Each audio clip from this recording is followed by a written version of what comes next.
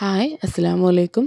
ഇന്ന് നമുക്ക് north Indian ഡെസേർട്ടായ Nawabi സെമായി എങ്ങനെ തയ്യാറാക്കാൻ നോക്കാം.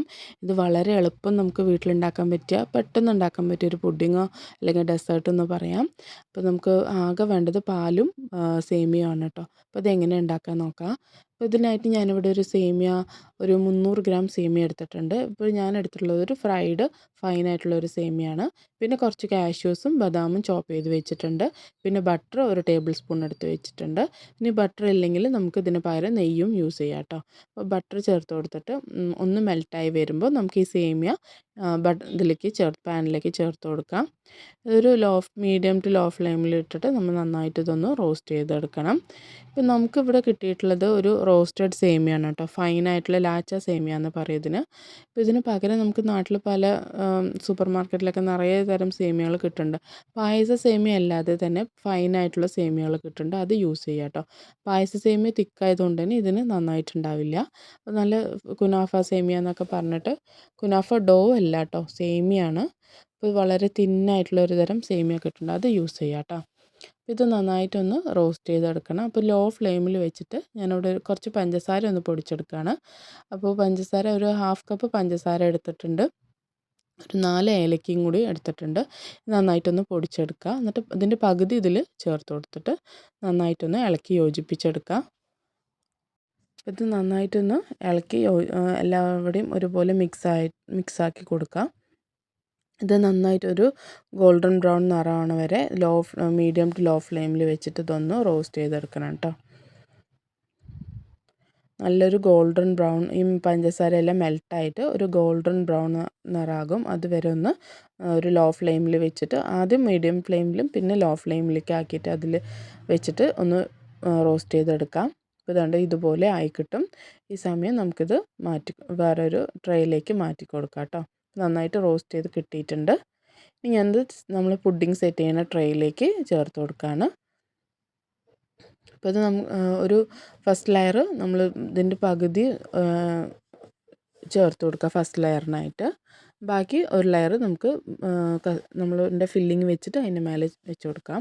അപ്പോൾ ഇതൊന്ന് സെറ്റായി കിട്ടാനായിട്ട് ഒരു പാത്രമോ അല്ലെങ്കിൽ ഗ്ലാസിൻ്റെ പുറം ഭാഗം വെച്ചിട്ട് ഇതുപോലെ ഒന്ന് അമർത്തി കൊടുക്കുക. അപ്പോൾ ഇതൊന്ന് സെറ്റായി വരും. ഇത് നമുക്കിനി ഫ്രിഡ്ജിലേക്ക് വെച്ച് കൊടുക്കാം, ഒന്ന് സെറ്റാവാൻ വേണ്ടിയിട്ട്. നമ്മുടെ ഫില്ലിങ് റെഡി ആവണ വരെ ഒന്ന് സെറ്റാവാൻ വേണ്ടി ഫ്രിഡ്ജിലേക്ക് മാറ്റി കൊടുക്കാം. ഇവിടെ ഞാനിനി ഒരു ഫില്ലിങ് റെഡിയാക്കാനായിട്ട് 1 ലിറ്റർ പാലെടുത്തിട്ടുണ്ട്. ഇനി ഇതിലേക്ക് ഒരു 4 ടേബിൾ സ്പൂണോളം ഞാനിവിടെ കസ്റ്റർഡ് പൗഡറാണ് എടുത്തിട്ടുള്ളത്. അഥവാ കസ്റ്റർഡ് പൗഡർ ഇല്ലയെന്നുണ്ടെങ്കിൽ നമുക്ക് കോൺഫ്ലവർ പൊടി എടുക്കാം കേട്ടോ. പിന്നെ ഒരു 1/2 കപ്പ് കണ്ടൻസ്ഡ് മിൽക്ക് എടുത്തിട്ടുണ്ട്.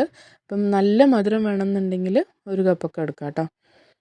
പിന്നെ കുറച്ച് നമ്മൾ പഞ്ചസാര പൊടിച്ചതിൻ്റെ ബാക്കി ഒരു 1/4 ഭാഗം ഉണ്ടായിരുന്നു. അപ്പോൾ അതും കൂടി ഞാൻ ഇതിലേക്ക് ചേർത്ത് കൊടുക്കുന്നുണ്ട്.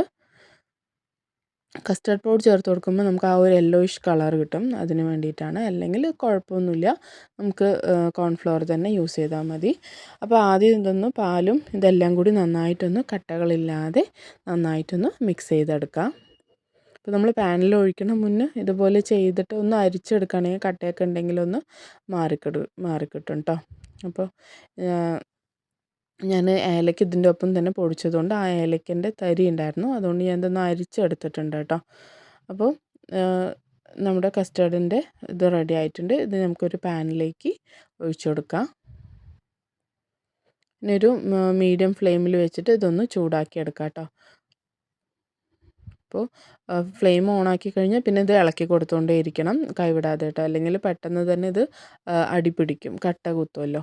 കസ്റ്റർഡ് പൗഡർ പെട്ടെന്ന് തന്നെ തിക്കായി വരും. അപ്പോൾ ആദ്യം കുറച്ച് ഹൈ ഫ്ലെയിമിൽ വെച്ച് ഒന്ന് ചൂടായതും മീഡിയം ഫ്ലെയിമിൽ വെക്കുക.